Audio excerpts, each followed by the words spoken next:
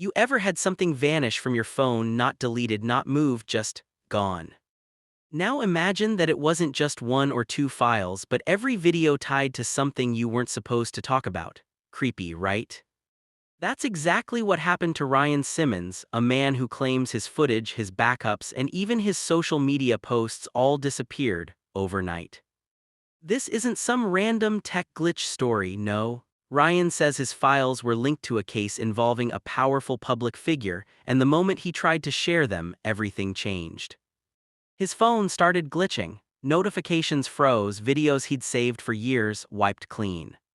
At first, he thought it was overload from followers or maybe a bad update. But then he noticed something strange: his phone was typing things he didn't even type. That's when he realized someone or something might actually be tampering with his data. Ryan wasn't new to posting online. He'd been documenting events, sharing videos, building an audience for 5 years, and then, poof, everything gone. He had footage backed up on external drives that weren't even connected to the internet. Yet even some of those files, according to him, started showing corruption errors. He went from calm and collected to paranoid. You can almost hear the panic in his voice when he said, "Can someone explain how videos on my phone, TikToks I posted, and backups not connected to Wi-Fi just vanish?" You can feel the fear, right? Because this wasn't just data, it was evidence. And when he reached out to investigators, people he thought were there to help, things got even stranger. Someone from the bureau told him, "Because this was your friend, it's best you erase those videos. They'll just give you PTSD." What kind of advice is that? Erase potential evidence for your peace of mind. It sounded off, like a warning dressed up as concern. Ryan said the call came again, asking if he'd actually deleted them. That's when his suspicion turned into fear. Imagine being told to erase something that could prove what really happened, and then realizing those files are already gone. Ryan says it felt like the walls were closing in. He wasn't a cop, not a journalist, just a regular guy trying to share what he saw. And suddenly, he's talking about hacked phones, missing footage, and invisible hands pulling his digital life apart. He began copying what little he had left, putting videos on flash drives, mailing them to friends, spreading backups in case something happens. Because, in his words, they are coming after us. Now, whether you believe him or not, that kind of fear doesn't just appear out of nowhere. But what exactly did Ryan see that made his footage so important, and who told him to stay quiet? In the next part, we dive deeper into his chilling interactions with investigators and how one phone call changed everything. You ever notice how sometimes the people who try to tell the truth end up being the ones nobody listens to? Like they're screaming into the void and all they get back is silence. That's what happened to Ryne Simmons. He wasn't some conspiracy theorist, he was just a guy who saw something he wasn't supposed to. And the more he tried to talk about it, the quieter everyone around him became. Ryan says he first reached out to local police, just to report what he saw, thinking it might actually help. But instead of questions, he got warnings. They told him to keep it private for his safety. And when he pressed for more, one of the officers literally said, "If you want to stay out of trouble, drop it." That's when Ryan realized maybe he wasn't supposed to be heard at all. Now here, where things start to feel really off. After that call, he gets contacted by someone claiming to be from an investigation unit, a man named Detective Max. At first, Max sounded professional, calm. He told Ryan that the case he was trying to expose, the one involving Charlie Kirk, was under review. But every time Ryan asked for updates, Max's tone changed. Short answers, delays, then total silence. Ryan said it felt like they were studying him, not the case. They wanted to know who else he'd spoken to, what files he'd kept, who he'd shared them with. He says one question stuck in his head. "Do you still have backups?" That's when his heart dropped, because yes, he did. And from that moment, he swore his phone started behaving differently. Random shutdowns, battery draining, location settings turning on by themselves. You ever get that gut feeling like you're being watched? Ryan said that became his new normal. He even recorded a voice note saying, "If anything happens to me, check my backups." That's not paranoia, that's survival mode. But what's really disturbing is how no one seemed to care. He said he sent emails to multiple agencies, even news outlets. No response, not even a "we'll look into it." Just nothing. In that silence, it's louder than any threat. Because when you try to tell the truth and the whole world looks away, that's when you start wondering if they're all in on it. Imagine watching your reputation crumble while your evidence disappears and your name gets ignored. Ryne went from witness to ghost. No follow-up calls, no interviews, just dead air. And Detective Max, the only one who might have believed him, suddenly stopped responding too. But what if Max did believe him, and that's exactly why he went quiet? Coming up next, we dive into silence, pressure, and the price of truth.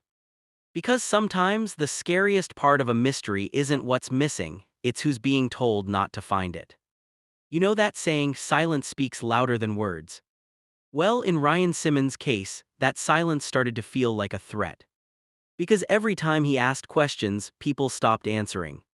And every time he got closer to the truth, someone or something made sure the trail went cold. Ryne wasn't just scared anymore, he was exhausted. You could hear it in his voice notes, his posts, the few messages that still got through. He'd say things like, "I just want to know why no one's talking." But you can tell what he really meant was, "Why does it feel like I'm the only one who still cares?" And that's when his story takes a darker turn. Because when systems go quiet, it's not always by accident. Sometimes silence is policy. Ryne said even his closest friends stopped reaching out. Some unfollowed, others blocked him completely.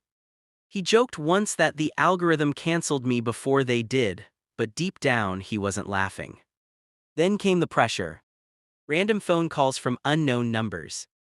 Emails that vanished after opening. One message just said, "Stop digging, it's not your fight." Creepy, right? But what really got to him was how official it sounded, like it came from someone inside. He told one friend, "It's like they're daring me to stop caring." But that's the thing, Ryne couldn't. He said he saw something and pretending he didn't would eat him alive. You ever been in that position, where doing the right thing suddenly feels dangerous? That's where he was, trapped between fear and conscience. And while the internet argued about whether he was lying, Ryne was spiraling. He stopped sleeping, stopped eating. He even said the lights in his house would flicker whenever he tried to upload files. Now maybe that's coincidence, or maybe it's something worse. He wrote in his journal, "The only thing they couldn't delete. Truth isn't what scares me, it's realizing how many people are paid to bury it." That line still gives me chills, because that's the price of truth, right? You lose your peace, your safety, sometimes even your voice. Ryne wasn't fighting for fame, he was fighting to be heard. And when no one listens, silence becomes the loudest scream of all. But here, where it gets even more complicated. Remember Detective Max, the one who went silent? Turns out he didn't disappear completely.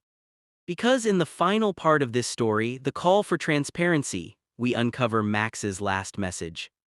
And it might just explain why some truths are meant to stay buried. Sometimes the truth doesn't explode into the light, it leaks out quietly piece by piece. And that's exactly what happened after Detective Max went silent. Because weeks later, Ryne Simmons got one final message. Just one line.